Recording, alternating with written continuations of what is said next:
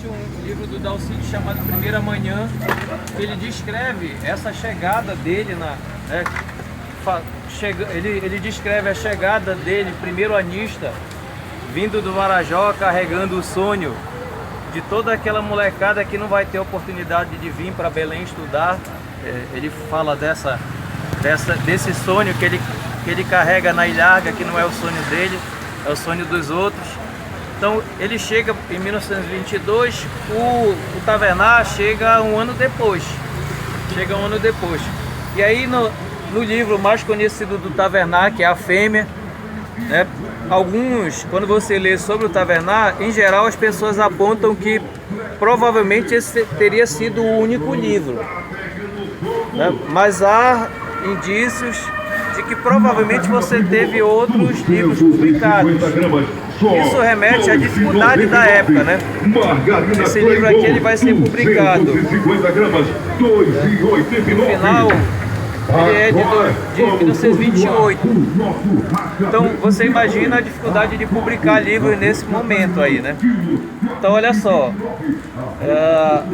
pelo que a gente sabe, existem possibilidade de outras publicações, porque assim, o Tavernar, quando ele vai para o Par de Carvalho, ele vai ter efetiva participação no Grêmio Estudantil da época. E nas escolas era comum que você tivesse, nos grêmios escolares, você tinha jornais, revistas que eram elaboradas pelos estudantes, que publicavam coisas da escola, que publicavam literatura. Então, muito provavelmente existe muito mais coisa do Tavernar que a gente está, por exemplo, nesse trabalho de resgate da obra do Dalcídio, do Bruno de Menezes, que são contemporâneos, né?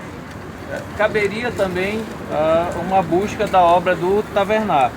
Aí há uma referência do Dalcídio em relação ao Tavernar. Ele diz, abre aspas, Tony escrevia para escapar de si mesmo, espécie de autolibertação impossível, daí a sua arte mutilada aos pedaços, luminosíssima em muitos aspectos, banal e artificiosa, de encomenda em outros, tudo por culpa do seu transbordamento romântico na solidão.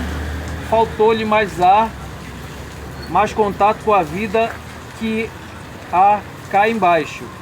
Apesar de tudo, o contista de Fêmea realizou um ato heróico na contingência dessa nossa vidinha provinciana. Fez artista puro, e é pena que não pudesse revelar tudo que havia do grande e de surpreendente na sua arte. É o registro do Dalcídio no livro do Tavernar. O Tavernar ele vai falecer, né, como resultado da hanseníase. A casa do Tavernar, né, ela funcionou durante muito tempo como uma biblioteca pública. Há um movimento aqui em Coraci, né, que estabeleceu aqui uma biblioteca. Depois, por conta da dificuldade de manutenção, o espaço foi deixado. Pelo que eu sei, houve uma correria para resgatar o acervo da biblioteca. Hoje em dia essa biblioteca ela funciona na 6ª rua aqui de Coraci, com o acervo daqui, mas o espaço ficou abandonado e acabou rolando esse processo de ocupação, por isso a gente passa por aqui e não consegue perceber. Mas existe uma placa aqui na frente da casa. Há um tempo atrás a gente tem fotos antigas da época de quando a casa ainda estava de pé. Esse lugar é também um local de falecimento do Tavernar, porque como ele adquire a hanseníase, a gente está falando dos anos 20 e 30, em que a hanseníase ela não tem nenhum tipo de cura efetiva. Então, quando você adquiria esse tipo de doença, a família te isolava. Então, existia a casa da família aqui na frente, e há apontamentos de uma casa construída, né, no fundo do quintal, onde ele permanece isolado até o falecimento. Para os remistas, por exemplo, eu não sou remista, mas tenho filhos remistas, e aí aprendi que a gente tem que respeitar o amor do outro, que acho que a grande sacada é essa, né? Então, para os remistas, o Tavernar é o autor do hino do Remo, que muitas vezes as pessoas cantam sem ter noção que ele é o responsável pela obra. Então, é desses autores que precisa ser redescoberto.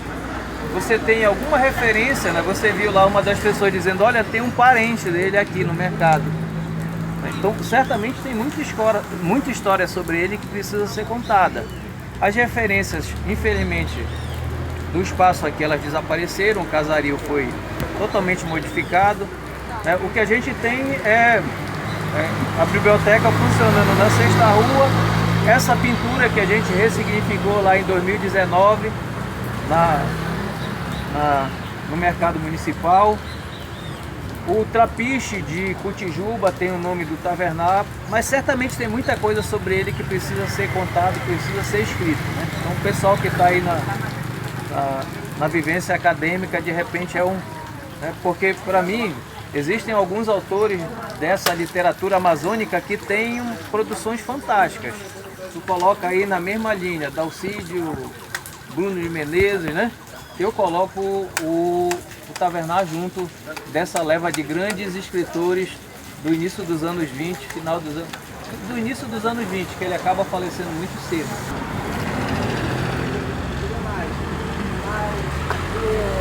Se formou uma exclusão do centro social, exclusão de classe, tanto hoje em dia quanto naquela época. Sempre existiu isso na nossa sociedade, isso é claro. E os grandes poceiros, onde naquela época era chamado de coronéis, barões, na Amazônia e no Brasil todo, eram as formas de excluir os pobres da educação, onde essa exclusão vinha para as partes do livro, onde a leitura das próprias histórias era algo fino, elegante, onde a sociedade mais alta, de alta classe, eram obrigadas a mostrar isso lendo os livros, fazendo isso que era a educação do nobre, onde não se baseavam, como eu posso dizer, não se baseavam em... me fugiu da memória agora a palavra, mas vamos voltar disso. E com isso o bibliotecário Eduardo Tavares Cardoso abre sua biblioteca em Belém, onde formou uma grande riqueza e veio por o distrito de Coraci, montando casarão por sua arquitetura majoritariamente europeia, na parte da arquitetura francesa e inglesa, fazendo casarão, tendo altas riquezas por causa dessa demanda de livros, dessa indústria, tá? E conforme a arquitetura da casa, vocês podem ver que nos livros históricos existia um lago, onde se baseava no lago artificial, se baseava nas enchentes da maré e secagem, onde quando secava o lago enchia, onde enchia a maré, o lago enchia também, e tinha uma drenagem de água onde eles fechavam o portão, aí a maré secava e o lago ficava artificial. Esse chalé é majoritariamente um chalé de segunda moradia, onde eles vinham lá de Belém, só de vez de semana, quando tinha hora vaga, e ficavam passeando nos seus lagos. Agora não é mais um lago, e perdeu no tempo. E Eduardo Tavares Cardoso morreu se não me engano, foi em 1930 ou 1970, não estou lembrado, tá? Aí ele morreu, passou para sua filha como herança. A sua filha não teve recursos para reformar e cuidar da manutenção, passou para o poder público de Coraci, aonde em 61 se formou a escola... Qual é o nome da escola? Bertano Rocha. E em 72 a escola fechou e se formou uma biblioteca. Mas ao longo do tempo se perdeu. E aí entra a parte do roteiro de autorístico, que quando o roteiro de autorístico entra em atuação em Coraci, vem manifestando essa indignação com o monumento, né, sendo desgasto ao longo do tempo. E essas manifestações do roteiro de autorístico faz para o poder público enxergar e em 2018 reformar de novo. Na reforma, como vocês podem ver, nas imagens antigas o casarão tinha 4 andares, agora tem 3. Mas ainda é um monumento histórico da economia amazônica. E em 2018 ele vem, entra em reforma e entra em processo de educação também para a sociedade daqui de Coraci. E entra em atuação, a biblioteca Albertano Rocha. Acho que é só isso que eu queria falar.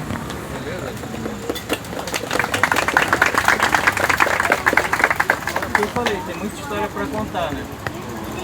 Eu frequento esse espaço aqui desde 96, com a história da graduação. Resolvi escrever sobre o projeto de emancipação de Coraci e aí a gente começa a andar para cá. De lá a gente começa a andar com alunos por aqui, vez por outra. Esse espaço aqui ele é muito significativo para nós porque tu tem um movimento aqui em Coraci, que é o movimento Grita em Coraci, que mobilizou as entidades de resistência contra a situação de abandono desse espaço. Ele ficou fechado durante muito tempo, parte da torre caiu. Existia na época o risco do prédio ficar comprometido, porque tu tens, como disse o Jonas, você tem um lago artificial que foi montado aqui. A rua, a Siqueira Mendes, ela tem um ponto que era, você tinha uma espécie de elevado Antônio Lemos, né, o viaduto Antônio Lemos, que era um dique de contenção de água. A maré quando subia, tu abria o dique, a maré entrava e aí você fechava para a família poder ficar passeando aqui no final de semana. Quando a gente começa a andar depois com o roteiro já aqui em 2013, 2014, era uma condição de total abandono e aí a gente acabou indo incorporar o movimento pela restauração do espaço. Não houve na verdade uma restauração, a gente teve uma reforma, né? Tem diferenças nesse conceito aí, algumas mudanças bruscas demais na estrutura do espaço. Vou lembrar assim, o resto da vida. Nós entramos na inauguração aqui com o prefeito de então, que prometeu o fim do médio. Eu e o Ricardo entramos com a camisa do ensino médio FICA no dia da inauguração, que a ideia era provocar mesmo, chamar atenção para a luta. Não sei porque não saímos presos daí, né? Fizemos parte de alguma forma. Então houve essa reforma. Ela não foi concluída porque na proposta de reforma o que é o lago seria uma praça e essa praça não foi instalada. Então depois a gente tem também que isso é muito dos espaços públicos, né? Essa não continuidade no sentido da manutenção. Ontem quando a gente entrou aqui com os alunos para conversar sobre o espaço, porque a ideia era que a gente, se possível, pudesse adentrar, mas hoje é sábado e aí não funciona. Mas a parte de cima funciona a biblioteca. Aqui embaixo tem salas para vídeo. Aqui funcionava o mini teatro também, embaixo. Mas quando a gente entrou ontem, a primeira recomendação foi: não encostem nos parapeitos, porque dá para ver que eles estão isolados, que é a história da dificuldade de manutenção dos espaços, né? Então, de alguma forma a gente fez parte dessa luta aí. Tem uma parte que tem relação direta, porque aqui funcionou a primeira escola de ensino médio, de segundo grau, na verdade, como se chamava, em Coraci. Tem muita gente que sabe contar a história desses lugares, mas não está no papel, né? Não está no papel. Tem a parte de trás, que era o Avertaninho, e o Avertaninho ele está numa área de baixo que sofria com a situação da inundação. Depois a escola acabou sendo remanejada para o outro lado aqui. E aí tem as ruínas do Avertaninho, como tem certamente muita memória sobre esses espaços. Isso eu estou muito feliz agora de encontrar o projeto vivo, né, depois desse período de pandemia que ficou parado. Como o professor Ana Paula já ressaltaram, é um projeto muito importante, não só para a valorização cultural e do patrimônio, mas o resgate da memória desses espaços que acabam sendo esquecidos, né? Até mesmo pelo poder público, como a gente falou do Tavares Cardoso. E aí eu queria fazer uma fala só no sentido de resgatar um pouco justamente da memória do Tavernar, né, do poeta Tavernar, que é tão típico, né, tido como o poeta de Coraci. E o professor falou que existem dificuldades de encontrar ali materiais acerca, né, trabalho sobre ele, e de fato, né, mas alguns a gente encontra vez ou outra algumas pérolas, né, durante o meu TCC, que inclusive foi sobre esses espaços, foi sobre o patrimônio de Coraci, né, sobre essas rugosidades espaciais, né, que são é um conceito utilizado pelo professor Milton Santos, que basicamente faz uma analogia que seriam essas rugas, esses espaços como Tavares Cardoso, seriam rugas no espaço, né? Ou seja, objetos espaciais ali, né? Esses casarões antigos que teriam sobrevivido a essa sobreposição dos períodos, mantido a sua estrutura, mas modificado a sua função, né? Então, por exemplo, antigamente era uma casa de segunda moradia, né? Agora funciona uma escola, depois a biblioteca, né? Então ele permanece a sua forma, sua estrutura, mas modifica a sua função, né? Então seria basicamente assim como uma ruga sobrevive no rosto, né? Seria uma ruga no espaço. Então esse conceito de rugosidade espacial, né? Então a gente traz essa questão da memória, né? Justamente tem uma dissertação sobre o Antônio Tavernar que é muito rica. Eu não vou lembrar o nome, infelizmente, agora da autora, né? Mas ela fala justamente isso, que é uma dissertação de literatura, e ela fala sobre a questão do flaneur, né? É um termo francês, não sei se estou falando corretamente, mas é o flaneur viajante, que seria ali um conceito que vem dali da França, de uma pessoa que ela sai pelos espaços, caminhando e refletindo sobre a vida, sobre os espaços, uma pessoa que tem essa questão da reflexão muito vívida, né? E o Antônio Tavernar é colocado ali justamente como esse flaneur viajante, mas de uma maneira diferente, né?